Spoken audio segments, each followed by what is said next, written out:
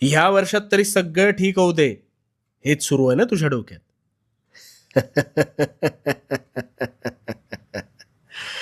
पलटतील.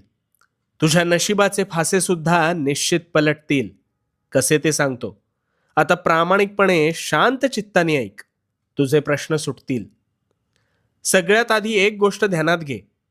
नवीन वर्षात तू जुनाच राहिलास तर तुझ्या आयुष्यात काहीच नवीन घडणार नाही. गोंधळलास ना? आता एक गोष्ट ऐक. दोन घनिष्ठ मित्र होते. एक हलाखीच्या परिस्थितीतून संघर्षातून जात होता, तर दुसरा ऐशोआरामी जीवन जगत सुखाचा उपभोग घेत होता. त्या गरीबाला नेहमी वाटायचं आपल्यावर देवाने काहीतरी अन्याय केलाय. पण हा श्रीमंत मात्र कधीही उठायचा, कधीही झोपायचा, आयते अरबट चरबट खायचा. काही वर्ष सरली. गरीब मेहनत करत होता,